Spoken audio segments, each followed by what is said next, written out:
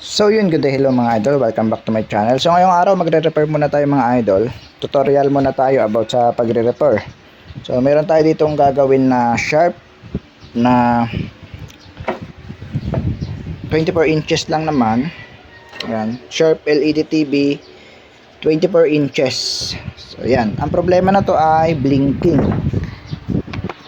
Saksak natin para makita nyo. Baka ganito rin yung problema ng TV nyo. So kayo na lang mag-repair kung napanood nyo itong video natin. So rinig ba yung hangin ng electric fan? Init kasi. Yan, ilihis natin konti. Saksak natin mga idol. Pakita ko yung trouble. So, yan. May power siya, no? Yan, no? May ilaw na red. Yan, nag-green na siya. Wait natin kung magbe-blink.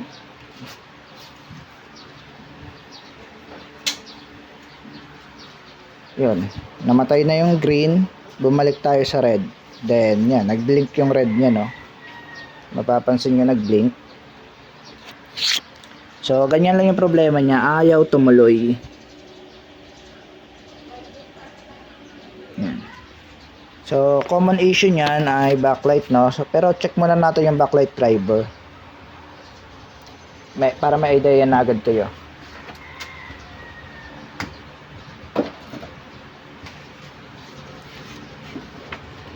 Buksan natin mga idol. So, itong ampli natin na ginagawa, ano lang naman to, potentiometer lang yung problema, yung nasa main volume. Tapos ito naman ay hindi ko pa nabubuksan, pero ang problema na to, papalitan namin ng speaker terminal output, tapos yung kanyang kabilang channel ay mahina. Pero na-trace ko na ang problema na to, yung balance ng potentiometer ng balance. Pero yung kabila okay naman, malakas. Then sa kabila mahina. So yung balance yung may problema. Na-trace na natin. Pero, tapos ito naman, share ko na rin. Sunog, itong ginagawa natin na to. Sunog, no? Maraming sunog. Ayan, no? Pero tapos na yan. Dito na tayo sa TV. Then mamaya yung ampli na. Ito muna ang ano natin, ito content natin TV. Natanggal ko na yung dalawang tornilyo dito sa ano. Kasi hindi ko sana iba-vlog eh. Kaso wala na tayong content. Kaya gawa muna tayo content.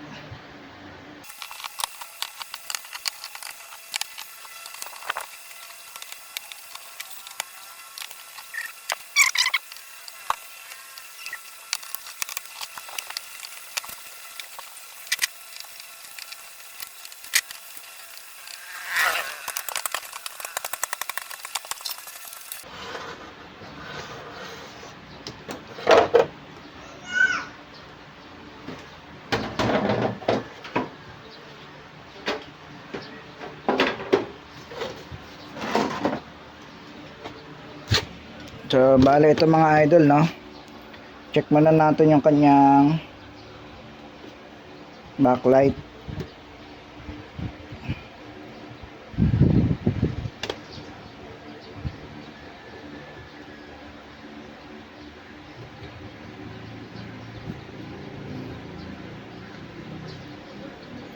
So, check natin yung diode muna, no? Kung okay.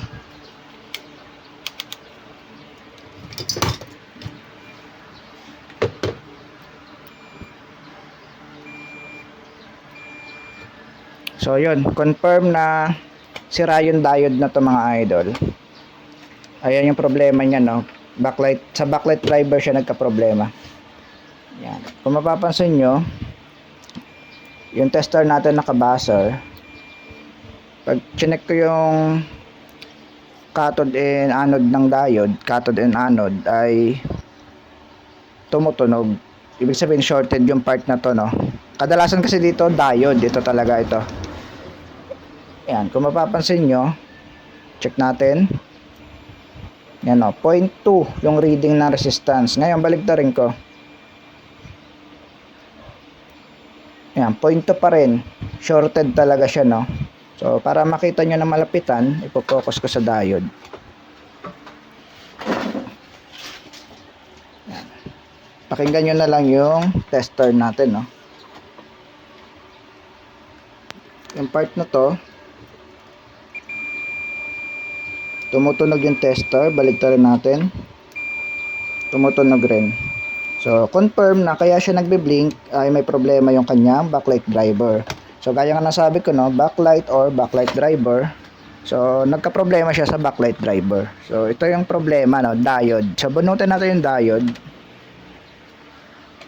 Kung ayan nga ba talaga or baka may ibang sira like capacitor or iba pang pyesa. Ngayon, para makasigurado tayo, bunutin natin, no. Tanggalin natin tong mainboard.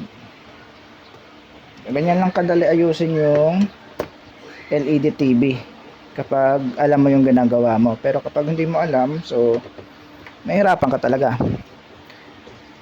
Kaya kailangan hindi porket mabilis na ayos ng technician yung isang bagay ay madali na. Matagal rin pinag-aralan or maraming beses rin kung pagsamasamahin mo yun bago niya natutunan.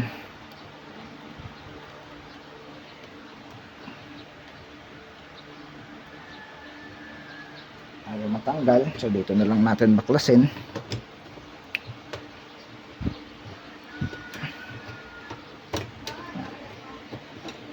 So natanggal na natin. Nahulog yung joystick. Ayan, ako na ibalik. So ito yung diode. Ayan, o.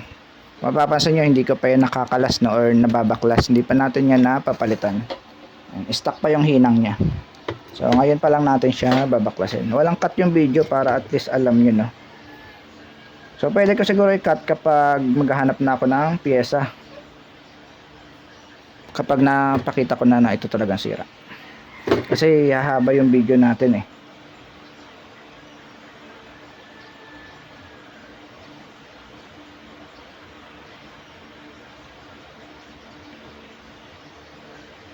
Pero kung hindi tayo nagbablog kanina pa to tapos, mga idol, dahil syempre tinuturo natin, no, kung paano ayusin. Huwag kayo ng basahan dahil medyo mainit. Hindi ko na yan sino-soldering pump. Binubunot na lang natin yan. Dahil matagal to pag iso-soldering pump mo, mga idol. Huwag lang kayo ang basahan tapos bunutin natin. Back to back kasi ang circuit na to. Ayan. Medyo mahirap kapag soldering pump ang gamit mo dito. Kailangan kasi mapalambot mo yung may hinang dito, may hinang pa dito. Ayan, o. Mapapansin nyo, nakahinang, no, back to back. So yung diode. Ngayon, check natin siya actual nang nakatanggal sa board. Walang tayo ng ano, kahit ito na lang. Or patong ko na lang dito kasi metal to, eh.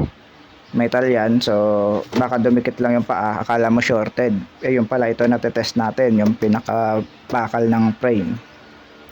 Dito tayo mag-test plastic sa mismong taas ng tester. Yun, shorted nga. Confirm na ito lang yung problema, diode. Pero hindi porket sira tong diode wala ka nang gagalawin, no. So mamaya malalaman natin kung may gagalawin pa tayo, kung i-hard reset ba natin to or hindi na. May time kasi na okay yung sharp na kapag napalitan mo na to ay nagdediretso na siya. Minsan naman kapag napalitan mo na yon, kailangan mo pang i-hard reset para ma-reset mo yung error. So ngayon hanap muna tayo ng pamalit. Hanap tayo ng diode. Cut ko na yung video, no, maghahanap lang pyesa kasi napatunayan na rin natin na sira talaga to, shorted. Na ulitin natin, no. Yan, o. Malapit natin sa camera.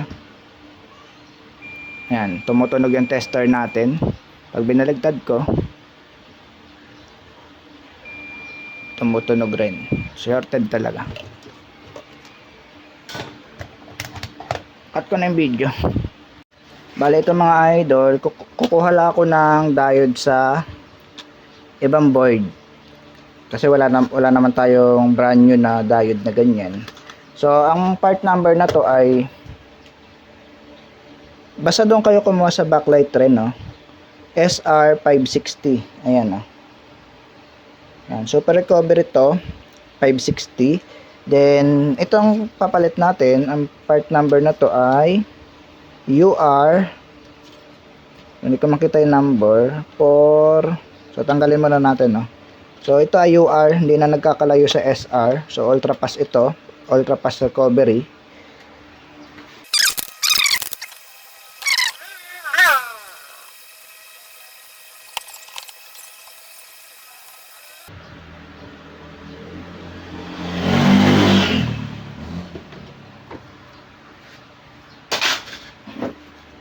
So, bali ito yon, mainit pa.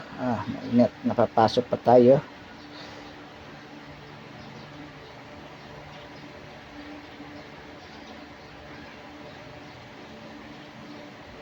MUR 60, MUR 6460 ito. Yan, ultra fast itong isa, ultra fast recovery. So, kabit natin, no?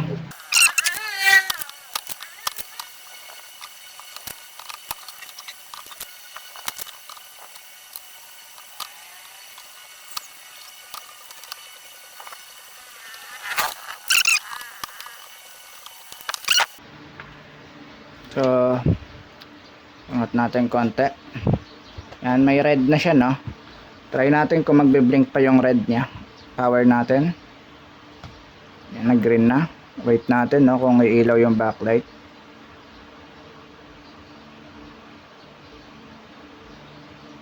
Wala pa rin. Nag-blink pa rin siya.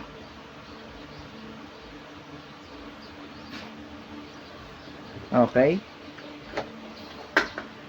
So, bali, nagbe-blink pa rin siya, no? So, ang gagawin naman natin ngayon is hard reset. Dahil napalitan na natin yung diode, kailangan na natin siyang i-hard reset. Para mabura na yung program, no? Yung error. So, saksak natin. Ay, mali pala. Bago natin pala, ituturo ko muna kung paano i-hard reset. So, long press nyo lang tong gitna ng joystick, no? Then, itong power. Sabay.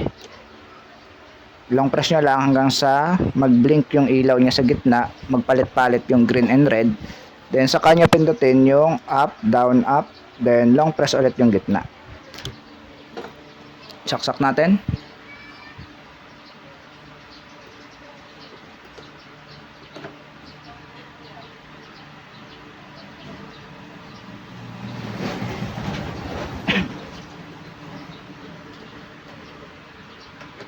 Ulit. Ulit ang puno.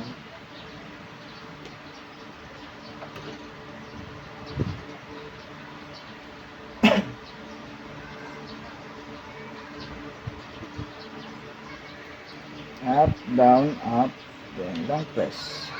Yan, umilaw na yung backlight niya kung mapapansin niyo. Kumpara kanina na steady lang. Yan, nagpalit-palit ng kulay. Then tingnan natin yung picture kung meron na, no? Kanina 'di ba ayaw umilaw ng backlight. Pero ngayon umilaw na siya, pero kailangan natin i-hard reset.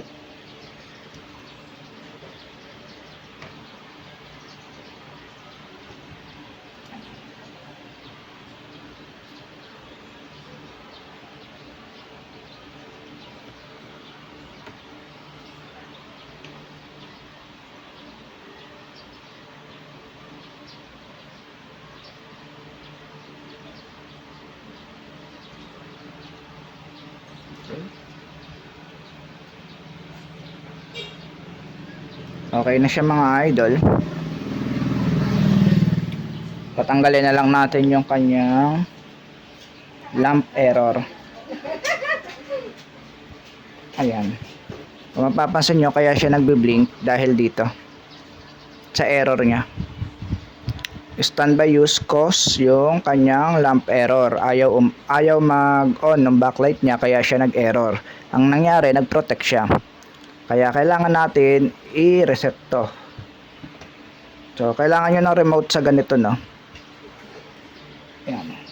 Kailangan natin i-reset yung lamp error niya, no? So, ito lang panlipat, yung down. Punta tayo sa 9. Ayan. So bago nyo i-reset yun, no, kahit hindi nyo to mare-reset kung hindi nyo pinalitan yung diode dahil walang backlight yun, no? Walang supply yung backlight natin. So kailangan nyo munang palitan yung diode kung sira talaga. Pero kung backlight yung sira, kailangan nyo munang palitan yung backlight bago nyo ma-reset itong lamp error. Yang L error reset. Kung mapapansin nyo may 5 na nakalagay, no? So ibaba lang natin. Ito lang panlipat yung channel. Then enter lang, no? Kailangan 0. Yan. Pag na 0 na yan, punta ulit tayo sa page number 2 kung saan tayo galing kanina. Ayan, sumabra tayo. Yung factory init, enter lang natin.